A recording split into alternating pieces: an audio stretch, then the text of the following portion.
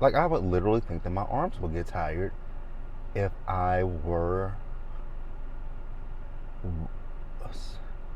He's at the park and he is in a wheelchair and he is rolling. I mean, that's great exercise, right? But I would think that my arms would get tired with doing that. Because hell, my legs get tired when I walk even half of a mile. So I can only imagine how my arms would feel.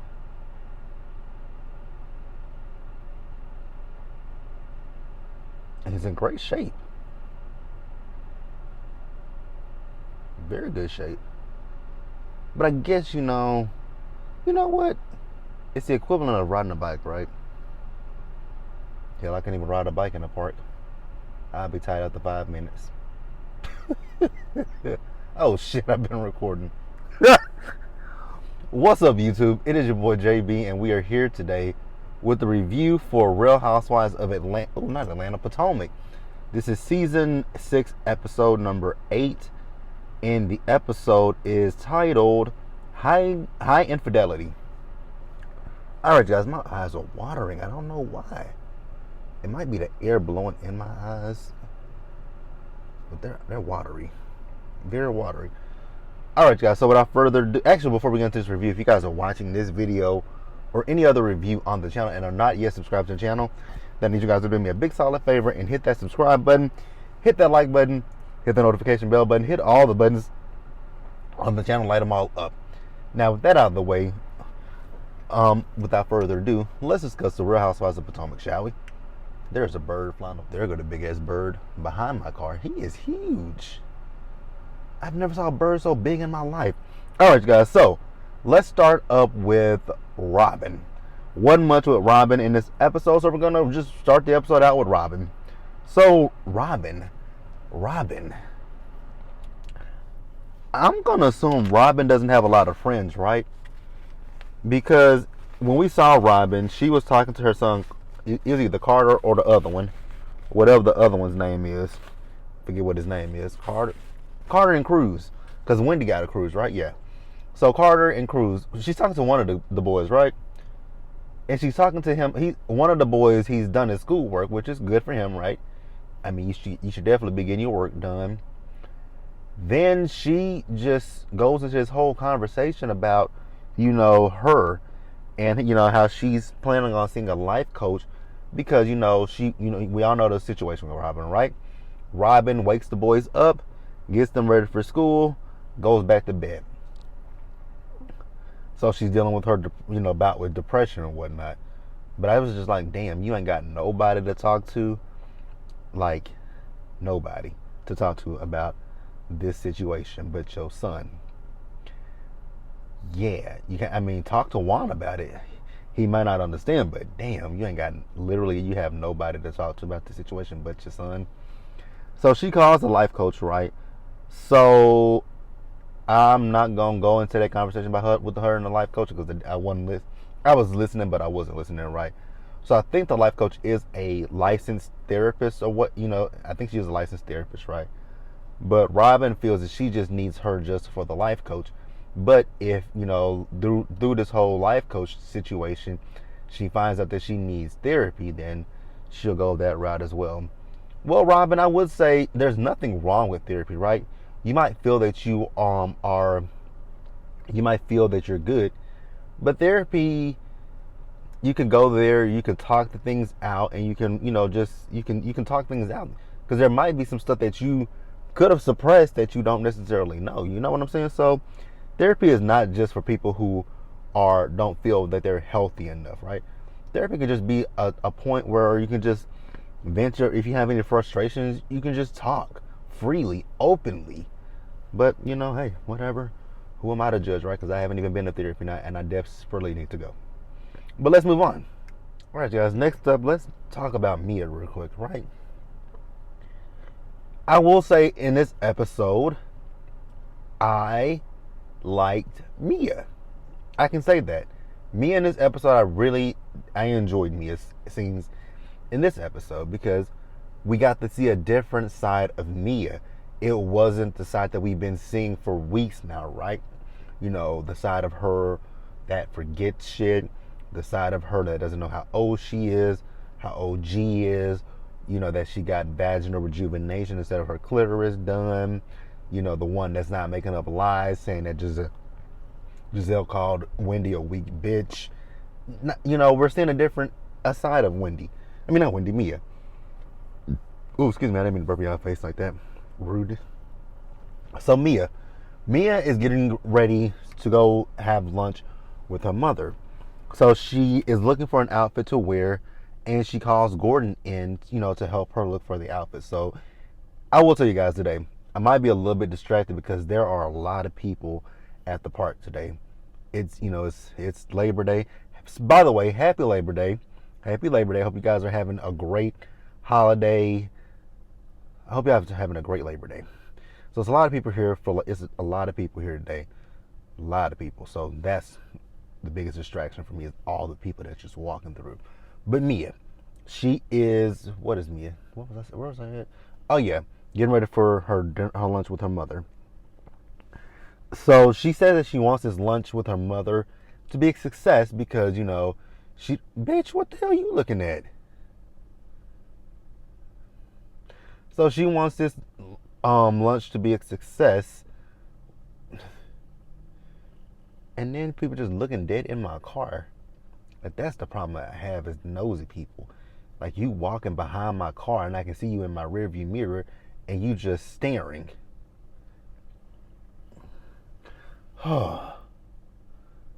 Okay. She wants this lunch to be a success because she doesn't want it to be like a setback or a hindrance to her mom's sobriety. So then we do see her and her mom. They go out to lunch. In this episode, I realize how annoyed I am when it comes to going to restaurants. I'm so freaking annoyed, right? I didn't realize that I didn't realize that this was a thing until me and my cousins went to Vegas. My cousin went to Vegas, right? Because every restaurant that we went to in Vegas, we were like, what's the menu? On the table, there's a QR code. Scan the QR code for the menu. I'm like, oh my God, are you serious? I gotta scan a QR code? The only restaurant that I have not had to scan a QR code is Cheddar. I don't know if Cheddar's is a big name where you guys are, but it is here in Texas, right? So that's the only place that I don't have to scan a QR code. But the rest, the bars that we went to, actually, that one place that we went to, we didn't have to scan a QR code. I think they brought us the menu. They brought us the menu at that one place, and it was sticky as fuck. But everywhere else in Vegas, we had to scan the QR code. Then when we got back home here in Texas, right? We went to Chili's. My cousin and I went to Chili's, and I was like, "What's your drink? What's the drink?" Because they gave us the actual full menu, and I was like, "Where's the drink menu at?" She's like, "Oh, you got to scan the QR code for the drink menu." I'm like, "How much sense does that make?" I'm like, "Oh my God, I'm ready to get out of this pandemic because I'm tired of scanning QR codes. I am tired of it. Like, what if my phone doesn't work?" Because that actually happened in Vegas. It's not that my phone didn't work. The cell service was not, in the area that we were in Vegas, the cell service was just not that good. And I had to wait a few minutes I had to turn my phone off and turn it back on in order for me to see the damn menu. And I was hungry. Went off on a tangent. My bad. But, so Mia and her mom, they're meeting, right? So, Mia's mom, I really felt bad for her mother in this scene. And I felt bad for her mother because she had to, I don't know. I'm hoping she's in a good space, right? Because she really went deep and she opened up about her life. And for Mia to, when Mia in the first episode or one or two episodes, right? You remember when Mia said that, her mom told her she's like her dad, and Mia said, "Yeah, I am like him. I'm nothing like you." And I said it then. I'm pretty sure that hurt her mother, right? And listening to her mother talk, I'm like, that definitely had to hurt that woman, right? She's telling you you're like your father. But then in this episode, how she describes your father, yes, I know Mia had, said she had great memories of her dad. But from what your mama said, your daddy, I hate to say it, he wasn't a great person, right? Your dad is the one that introduced your mother to drugs, right? Then Mia, so obviously she at one point she must have been a functioning, drug addict, right? Because she said she went to work one day. She wasn't there no longer than 15 minutes. They called her because Mia had made some oatmeal on the stove and burned her, gave herself second-degree burns on her body. But she had to go home. But she was like, but her father is there. She gets home. Mia's father is in the basement with another woman. So your child burned herself on the stove with some oatmeal, but you downstairs having sex with another woman. That's not a good father. I don't want to disrespect Mia's father in any way, but that is not great parenting. There is no way. Because I be thinking about that I be thinking about that because I think about the fact that I want to have kids, right? But then I think about the fact that I'm still in my 30s. I'm not married.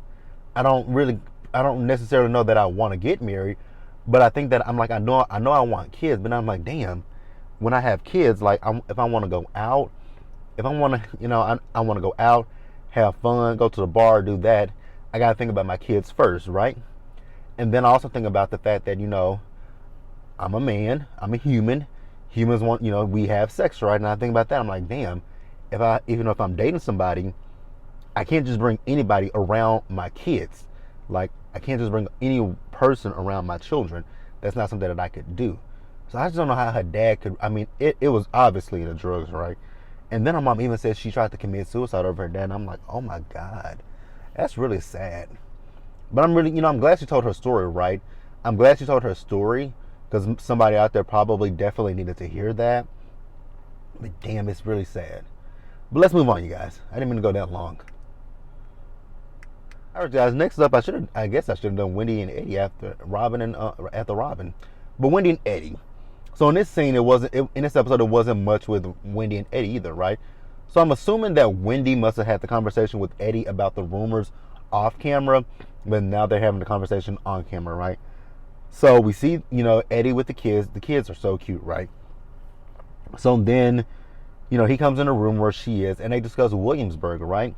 And she just, she's talking about how she found it ironic that the person who has the most volatile marriage out of all of them is the one that came to her with the said rumor, right?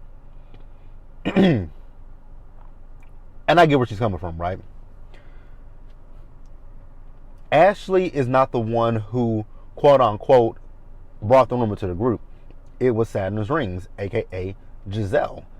I'm still gonna stand on what I said. I've been saying Giselle, Saturn's rings should have just, pulled Wendy to the side, pulled her to the side and said, hey, Wendy, so I don't know if you saw what's in the blogs, right? And that would prompt her to say, either say yes or no, right? And if she says yes, you can be like, as a friend, I'm concerned, right? It's not true. You can say not true, right? She can say no, it's not true. I was like, okay, and that will suffice for me. If my friend says, hey, those rumors are not true, then cool. And if my friend says yes, they are true, then I'm gonna be like, you ready to pull up on that nigga? Like, you slash his tires, I key his car, I bust him in the head with a bat. Like, what we gonna do? Like, we gonna come up with a plan of action to get, we gonna come up with a plan of action if it's true. If it's not true, cool. We don't even have to talk about it anymore, right? But you guys remember in last week's episode, I said that Robin is the one that actually told her about the blog rumor. But now Robin is playing dumb as fuck. So then Eddie says, in order to hurt somebody like that, you have to be hurt yourself, right? And we all know Giselle is hurt. And I also, honestly, I forgot about this from last season, right? You guys remember Eddie and Wendy were telling us about, how things were when they got married, right? That his family didn't come to the wedding. They've never met their grandchildren. I was like, oh my God, I forgot about that. So that made sense to me why Wendy was so upset. It made a little bit more sense to me. I mean, I got why she was upset in the first place. But damn, I'm like, I forgot all about that, right? Literally forgot about that. That his family didn't come to the wedding. His family doesn't support their marriage, obviously. And they haven't even met that is so sad that you have not met your grandchildren. your grandkids. That's fucked up. That is fucked up. But you know what? His parents gonna have to go live with that and go to their grave knowing that this is. I don't know how anybody could do that though, right? It's baffling to me. But let's move on. All right, you guys. Next up, let's talk about football head Ashley. Hey Arnold, Stewie. So, hey Arnold, Stewie, and the Hobbit and the Troll. So they are getting ready. They're taking little Dylan to a nursing coach, a nursing person, or a wellness center, I guess you would say, right? Because Dylan is not latching on. And when she said latching, I'm thinking, when she said latching, I was like, latching? But we saw him. We saw you breastfeeding him. So I was kind of confused about that. What does she mean by latching? Because most times when I've heard people say that the baby doesn't latch, that means that they don't latch to your breast. They don't take to your breast, right? That's what I've always heard. When I've heard latching, that's what I've always thought. Because more babies are bottle fed, right? There are more children that are bottle fed than breastfed. I don't know. Now I don't know that statistic. Girl, you know your car is parked wrong, right? Hope you get a ticket. Probably won't, because you're white passing anyways. But hey, whatever. What was I at? So yeah, I've always thought when people say latching, I always thought they meant like to the breast. But no, Ashley's talking about he won't latch to the bottle. I'm like, that's interesting. He won't latch to the bottle. I know for me as a kid, as a baby, I was not breastfed. I was actually fed by a bottle. I know that for a fact because I had a bottle for a very so embarrassing to say this. I think I was. Don't judge me, you guys, please. Don't judge me when I tell you how old I was when we finally got me off the bottle. Because I actually remember when we got me off the bottle. Because I had my favorite bottle, and my mom was like, "We gotta throw it away." I had a fit about my bottle because it was my favorite bottle. Mind you, I didn't drink milk though. I didn't really drink milk like that. I'm lactose intolerant, so I couldn't drink too much. I can't drink too much milk. Actually, I can't drink milk, period. But I had a bottle until I was 3. So don't judge me. Don't judge me. I had a bottle until I was 3. The pacifier, that bitch was gone a long time ago. I wasn't a passy. I wasn't a passy. Maybe as a baby, but as I got older, I remember that thing went for me. That bottle was my man. That bottle, me, the bottle, and my blanket. Me, the bottle, and my blanket. I still have my blanket. But yeah. So the baby won't latch to the bottle. And Hey Arnold, Stewie says that is causing some kind of issues in her marriage with the Hobbit. I was like, oh my God, girl, are you telling me what you think? Well, I think you're telling me. She says she has to feed him every hour. But wouldn't that be the same even if he was on the bottle? Wouldn't that be the same damn thing? What's so different about it? The only difference between the bottle and your breast is you have to take out your breast, put him on your breast. The bottle, you got to make a bottle, feed him the bottle. It's still the same difference, girl. What difference does that make, him being on your breast versus the bottle? That I don't understand. Because if you have to feed him, you have to feed him. But I guess it comes in. I mean, I don't understand. That I don't understand. So, like I said, her and the Hobbit, it's causing some friction between them. So, I actually hated this scene, to be quite honest with you. And I even have it in my notes that I hate any solo scene with them at this point. He really pissed me off in this scene. Because he was sitting there questioning that woman, asking her what her credentials were. Nah, bitch. What are your credentials? Nah, bitch. Better yet, what are your offenses that you have been accused of? Tell me that. Tell me that, you creep. Tell me that, you abuser. Tell me that, you... Oh, God, I cannot stand that man. Literally cannot stand Michael Darby. Tell me what your offenses are. Tell me what you've been accused of doing. Tell me all that. Run me that. Run me that. So then they get in the car, right? Them discussing sex, nasty as fuck. But you know what? Like Erica says, Ashley is in survival mode at this point. She does not want to live in that damn tent again with Sheila and that raggedy ass nigga she with. So hearing him talk about how she's got back in shape and she's not out of overweight or anything like that, I'm like, are you serious? This football head, big forehead girl just had Joe baby, and you worried about her body being back in shape. You don't give not one fuck about her. Go find the man that you really want to be with. Go find the man that you want to be with. Let's move on. All right, guys. Next, let's talk about Candace real quick. So we see Candace. So Candace is back home from Williamsburg, right? And she's talking to Chris. So she tells Chris, she has this group that she's going to be meeting with, because while she was in Williamsburg, she had some assignments. She had some assignments while she was away. So she's just, getting caught up with the assignments.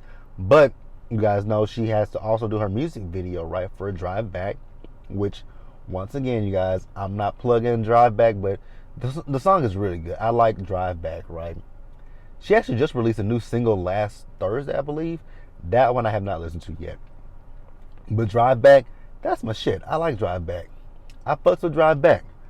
So she tells him about the dance-off that they had when they were in Williamsburg. And then she also tells him how messy Giselle was, right? About the fact that Giselle said that, he was riding her coattails. But Chris is like, well, they don't know what the real deal is, right? Like when I had my restaurant, and we were short-staffed, that you were a server for the restaurant, right? So then she tells him about Hey Arnold Stewie and how she told Wendy the rumor and how gleeful she was. I was just thinking about something. Because Chris was talking about how short-staffed his restaurant was, right?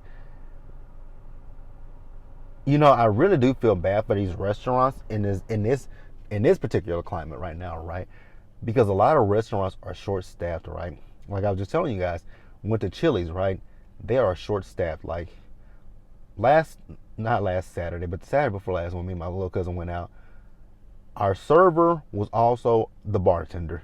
He was our server and the bartender, and I'm like, damn. I was talking to my cousin. I'm like, he was serving all the tables, right? It wasn't just us. It was me and my cousin. It was the people in front of us. It was the people behind us and the people on the side of us. He was servicing all of us as well as taking care of the bar. And you see people getting frustrated, right? I'm like, it ain't that big of a deal. I mean, I get it. It's a service industry and you want service, but when you know that people are short-staffed, why be an asshole to people? Like, I don't get that. And I'm like, damn, he's doing two jobs, but he's more. I mean, I know he's only taking home one paycheck. He may be getting overtime, but damn, you only getting one paycheck. That's fucked up, right? But back to this show. So she, like I said, she told him about Hey Arnold Stewie, right? So then we do see Chris and Candace as they go out to dinner or lunch, whichever one. So they talk about the music video, right? So the music video is coming up, and he has a cooking class. So she was like, so you're not going to be there. Now at this point, I was like, Candace, you're being I actually like Candace. I really do like Candace. But Candace in this scene, I was like, Candace, you coming off like a little bit of a brat, because Chris is telling you he has to work, right? I get it. You want him there because you're worried that things might go wrong. But see, don't have that negativity creep up in your head, right? Think positive. Think the video shoot is gonna go smoothly. He says, well, the choreographer, the director, everyone is gonna have their call sheet, and you're gonna have yours as well. But once again, Candace is just upset. I'm like, it's not that deep, Candace. It really ain't. But they got into it, and they eventually had to leave. Chris walked out, and she paid for the dinner, and then they eventually left, right? Oh God, Candace. Like I said, it just really. I get it. This is your career. You want everything to go smoothly and perfect. This is your first video. I get it.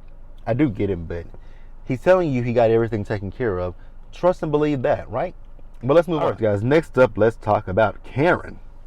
So Karen is, so you guys know Karen and Ray are doing their vow renewal, right? So Karen already has the venue, and I think it's 2 months away at this point. So she has the venue. She has her first wedding dress that she's gonna wear. So now she's getting ready to go shop for the second wedding dress. I'm like, oh, I didn't know that people did them. I didn't know people went all the way out like that for a vow renewal ceremony. But then I'm like, but it's Karen. But then I also thought, I'm like, this is for the television show, right? This is for the show. But nonetheless, good God, Karen, I love. Oh my God, I love. You guys know I love me some Karen, right? Karen, I feel like I'm gonna have to read you just like I. You know what? Speaking of Karen and her vow renewal ceremony, because they filmed that. I wonder how many people were. But I guess the difference between Karen and Cynthia, right? There is a difference. Not much of a difference, but there is a difference. There is a difference. A very, very, very, very small difference between Candace and Karen and Cynthia. The difference between Karen and Cynthia is Karen did hers. Yes, hers is during the pandemic as well, right? But with Karen's vow renewal ceremony, actually, I'm pretty sure hers is before the vaccine came out. Or it could have been around the time that the vaccine was first rolling out, right? But the difference is with Karen and Cynthia is Cynthia's was at a point where the numbers were rapidly increasing, which the numbers are still going up. But Cynthia's was when the numbers were getting they were at their highest, right? And we didn't, at that point when Cynthia's, we didn't know much about coronavirus. We do now. But I still feel the same. I'm going to be honest. The same way I felt about Cynthia's wedding is the same way I feel about Karen's wedding. Keep it small and intimate. Like, it's crazy that out of all the housewives that got married in 2020, or even just say, let's even just say this pandemic, right? Out of all the housewives that have had a wedding, the only one that was sensible during this whole situation was that damn Kelly Dodd. Kelly Dodd, of all people, who was an idiot at best. Kelly Dodd had a small wedding to Rick. Cynthia had her big super spreader wedding. She said nobody got sick. I'm gonna believe her. Karen's having her vow renewal ceremony. I don't know how many. We don't know how many people were there, so I don't know, because the blogs never reported about it, which is really interesting, right? The blogs reported about Cynthia's wedding. They never reported about Karen's wedding. So I don't know how many people were at Karen's wedding. So I can't really say, but I think it's still bad timing on both Cynthia and Karen. Okay. So yeah, she's looking for her second wedding. She's looking for her second dress. Back to what I was talking about. Looking for her second dress. The dresses that she came out there in, they were both ugly. Sorry to say it to you, Karen. The dresses were ugly. So Wendy and Mia, they joined her, right? They talk about, they were both like, hey, haven't saw you since Williamsburg, right? So then when Karen comes back out, they talk about Williamsburg again. Then Mia tells them that Giselle sent her an invite to Robin's birthday party, right? For a birthday dinner for drinks, right? And she noticed that Mia noticed that Wendy nor Karen were on the text thread.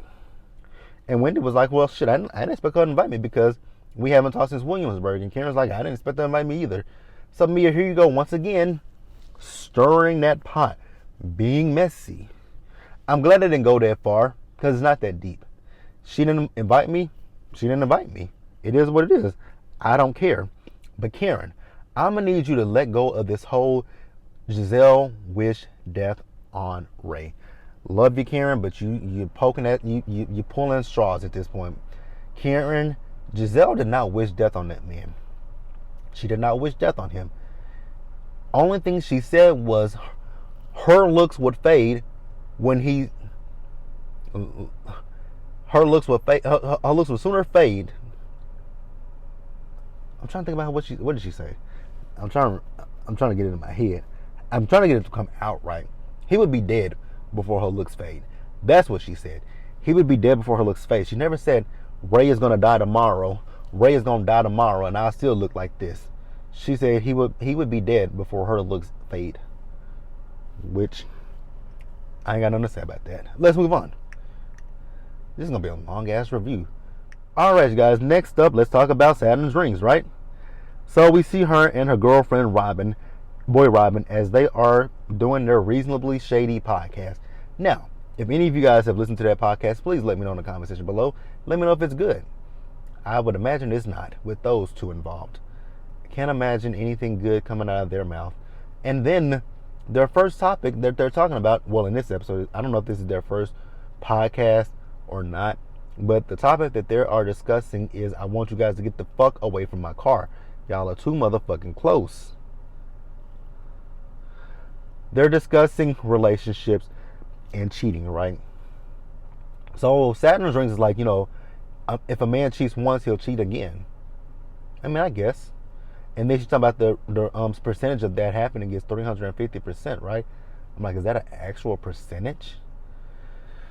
But whatever. So she said she wish she knew that 2 years ago. And the producers even caught that. They were like, 2 years ago, but 2 years ago you were with Jamal, right? And she's like, oh, I was just being sarcastic. No, you were not being sarcastic. You were speaking the truth. When you were with Jamal, the man probably was cheating on you. But even still, he wasn't cheating. Actually, you can't cheat on somebody if you're not in an actual relationship with them. So he wasn't cheating on you. But hey, she wishes she knew that 2 years ago. Me personally, I don't want to take any advice from either one of these two on relationships, because both of their relationships are, like a pancake. You can flip it and get one thing, or you can flip it and get another thing, right? With Saturn's rings, actually, you can't even flip her relationship and get nothing, because she has no relationship. So you can't take anything from her. You can't take anything from her. But with Robin's relationship, right? Boy, Robin, her relationship with Juan, they may be in a good space, but I don't see those two. I, honest to God, don't see those two getting married. That's just my personal opinion. You guys could see differently. I don't. But hey, let me know if you guys do. But I don't see them getting married. That's just me. That's just my personal opinion. So then Saturn's ring says that she told she was checking in on one of her girlfriends, but she went off on her, talking about Wendy. No, ma'am, you were not checking in on Wendy. What you were doing was bringing bullshit to the table, and you got called for it. And you had football head, hey Arnold, Stewie, bring it to the table. So then we see them as they go out for drinks for Robin's B-Day. The people behind them, did you guys notice that black man and woman at the table behind them? At one point, that man had his phone up and you could see his camera. It was facing them. Then the woman, she had her phone up like this. I'm like, y'all are not inconspicuous at all. Like, y'all are not inconspicuous. Not inconspicuous. But, so they talk about Wendy. And, Candace mentions the fact that both Karen and Wendy are not there, right? So the producers asked Giselle about that as well. Now, y'all notice in the interview, what did Giselle call them? She called them hoes. I'm going to leave that right there. She called them hoes. I'm going to leave that right there. I haven't looked at the forum, so I don't know what people are saying, but I'm pretty positive people got a lot of shit to say about Candace, right? So I said that for a particular reason. So then they talk about Wendy, right? My thing with Wendy is y'all really could have pulled her to the side and had a conversation with her, but y'all chose not to. And even with Robin, like you had already told her about the rumor. So why did when Giselle brought it to camera, why did you continue to let her talk about it? Why not say, hey Giselle, I've already talked I talked to Wendy about that rumor off camera. She said it wasn't true, but y'all want to bring her to the show to be messy. That's what I don't respect. So then, Hey, Saturn's rings ask, "Hey Arnold, Stewie, see that was so stupid to park that way. Now you got to make a whole big ass U-turn." So Saturn's rings asks, "Hey Arnold, Stewie, if she putting extra sauce on it?" She says no. She says all I asked of Wendy was she and Eddie trying to reinvigorate their relationship? I'm so glad a scholar caught that. She was like, but what you said is assuming that the rumor is true. I'm like, exactly. If you sitting here asking me, if me and my significant other, my wife, my husband, whatever, if you're sitting here asking me because of a rumor, you're not even saying anything about the rumor. If you're asking me, are we reinvigorating our sex life? I would then ask you, why the fuck do we need to reinvigorate our sex life? Oh, because I saw the rumor in the blog, so I was just assuming. Why are you making us? You know what they say about assuming, making an assumption. You make an ass of yourself. So why would you ask me that damn question? That is assuming that fucking rumor is true. That is assuming that motherfucking rumor is true. So, and then, hey, Arnold Stewie said she didn't come there to be messy. Girl, you a motherfucking lie. A lie, I don't care who tell it. You came there to be messy. So then so Candace called her a hoe. She's like, I'm a hoe? Remember, Giselle called Wendy and Karen hoes. So, what's the big difference, right? What's the difference? I know. I'm just talking about the fans from a fan aspect. Because I haven't saw what people are saying, but I can imagine people are going in on Candace because Candace called her a hoe. Because I saw it last week when people in the comments where people like, there go that mouth again because she called her wide body ass. These women body, like on this show, they do throw some shots at each other. Like Karen has thrown shots at Giselle. Karen's throwing shots at Giselle. They all throw shots at each other. I think people pick and choose who they want to hold accountable for the shots that they throw. I think they pick and choose. But Candace was right though. That Ashley and her big ass forehead and her big ass face came there to be messy, and she knows that. Like, you know that. Stop playing with me, Ashley. Go to hell. But that's it, you guys. Let me know what you guys thought about this episode. This is a lengthy review. I did not mean for it to be this long. I know this is a long-ass review. So get down in the comment section, guys. Like the video, leave your comments, subscribe to the channel, and hit the notification bell button so you guys are notified of when I drop things else, and share the video. Until the next one, you guys, stay safe out there. Take care of yourselves. Remember to wash your hands, wear a mask, social distance, be blessed, and I'll see you guys in the next one. Next week, I'm going to try to make this, I'm going to try not to go be a long-winded hoe next week, because we got Salt Lake City to talk about next week. I'm going to try my hardest not to be a long-winded hoe next week. But let's go. I'm done, you guys. I'll see you guys later. Bye.